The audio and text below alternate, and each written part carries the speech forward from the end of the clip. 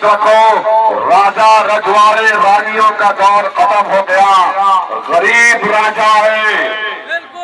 तस्लीम साहब के बेटे राजा नहीं बन सकते कभी इंशाअल्लाह ताला। तो आपको 11 तारीख को दिन ये काम करना है। नौजवानों, मैं तुमको पैगाम दे रहा हूं, मुझे यकीन है कि इंशाअल्लाह ताला सीमांचल का नौजवान बेटा और बेटी एक दिन बिहार की क़ियादत करेगी और एक दिन भारत की भी क़ियादत करेगी। वो वक्त बहुत करीब है, आने वाला है। मैं यहाँ पर नेता बनने नहीं आया हूँ, मगर मैं जोकीहाट के नौजवानों से पूछ रहा हूँ, क्या तुम मेरे साथ उत्तर प्रदेश मुरादाबाद चलोगे? क्या तुम मेरे साथ गाजीपुर चलोगे उत्तर प्रदेश में? क्या तुम रामपुर चलोगे? क्या तुम कैराना चलोगे मेरे साथ? क्या तुम हिंदुस्तान के कोने कोने में मेरे साथ चलोगे?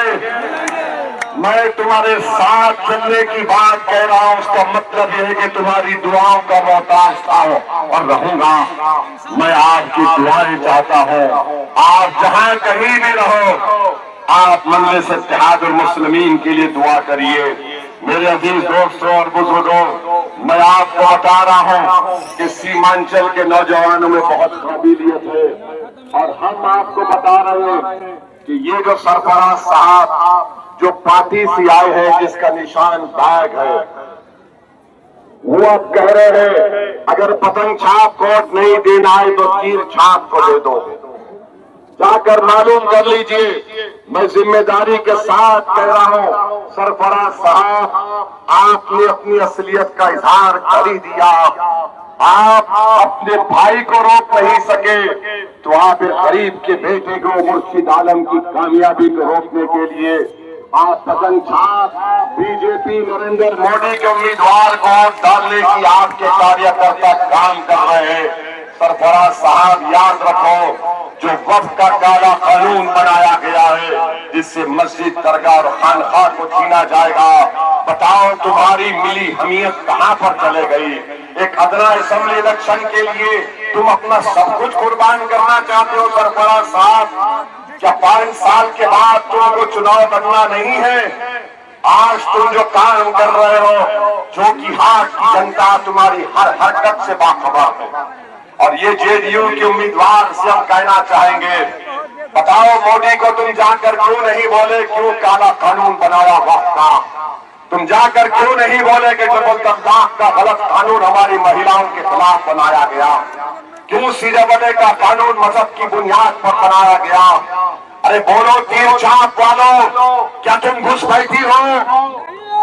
जो कि हाथ में आज यहाँ पर जितनी जनता खड़ी है, कोई घुसपैठी नहीं है। बताओ तीर छाप के उम्मीदवार, तुम क्या घुसपैठी हो?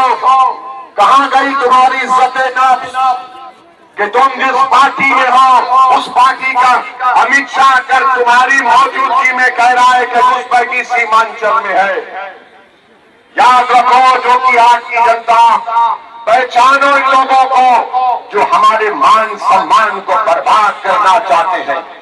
सीमांचल जो कि हाथ में कोई बांग्लादेशी नेपाली नहीं है, अगर है तो दिल्ली में मोदी की बहन है, जिसको बांग्लादेश की जनता ने लात मार कर निकाला।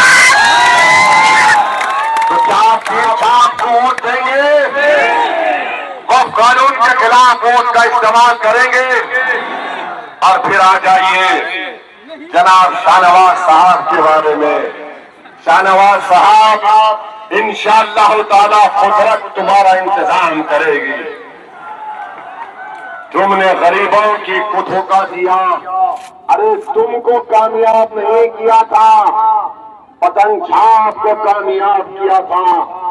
सीमांचल के इंसाफ के लिए तुमको वोट दिया था।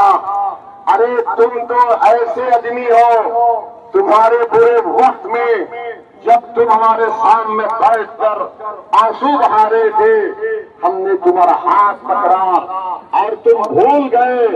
तुमने सत्ता के लालच में तुमने तेजस्वी की आगे दरी को बिछा दिया, अपने गर्दन को झुका दिया। अरे क्या तुमने इतना तुम गिर सकते हो? बताओ, 4 साल तेजस्वी उप मुख्यमंत्री था, कौन सा काम करवाया सीमांचल के लिए। और आज तेजस्वी के लोग की तारीख में अखिलेश यादव आता है। अखिलेश यादव क्या सीमांचल की मोहब्बत में आ रहा है? नहीं, वो यादववाद कह रहा है, वो यादव को जिताना चाहता है। और ओवैसी हैदराबाद से आया तो ये तमाम लोग बोलते हैदराबाद से क्यों आया। अरे मैं मुसलमान हिंदू के नाम पर सीमांचल कभी नहीं आया, मैं सीमांचल की जनता को इंसाफ दिलाने के लिए आया हूं और आता रहूंगा। मगर अखिलेश आ रहा है तेजस्वी यादव के लिए। सुनो, समझो मेरी बात को। 11 तारीख को गद्दारों को वोट मत दो। जो वक्त का कानून बनाए, जिसको आप घुसपैठिया कह रहे हैं, उनको वोट मत दो।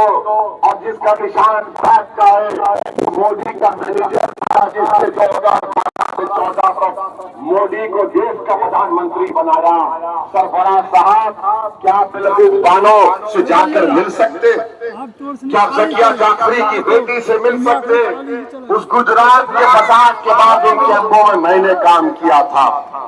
40-30 दिन 18 डॉक्टर की टीम को ले जाकर 50 लाख की दवाएं ले जाकर हमने वहां पर खिदमत की। इन तमाम लोग, इनको ना सीमांचल से मोहब्बत है, इनको ना आपकी नाइंसाफी के खात्मे से मोहब्बत है।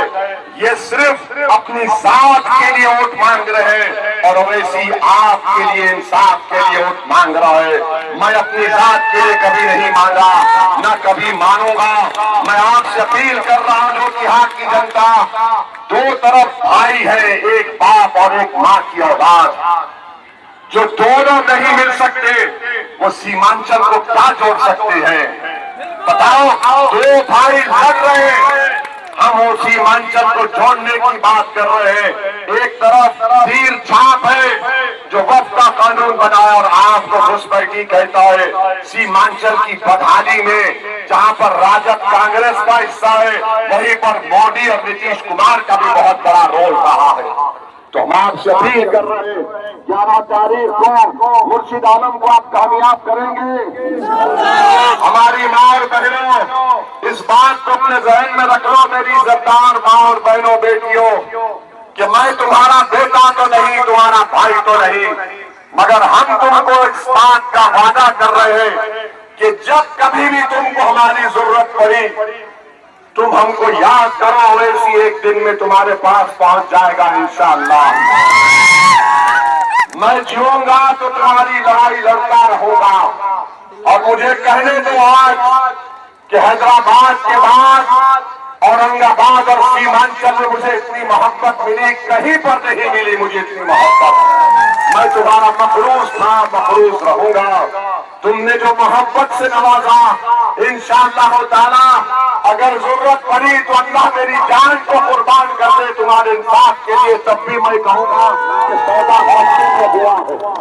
तो मेरे अजीज दोस्तों और बुजुर्गों, सीमांचल के इंसाफ के लिए, अपने इतिहास के लिए, बीजेपी आरएसएस को हराने के लिए और सीमांचल की कामयाबी के लिए आपको मुर्शिद आलम को कामयाब करने की हम दरखास्त और गुजारिश करते हैं। आप इसको कबूल करिए और नारा लगाइए, पतंग छाप जिंदाबाद, पतंग छाप जिंदाबाद, पतंग छाप जिंदाबाद, सीमांचल की आवाज जिंदाबाद, हमारा इतिहास जिंदाबाद। बहुत बहुत शुक्रिया। सलाम।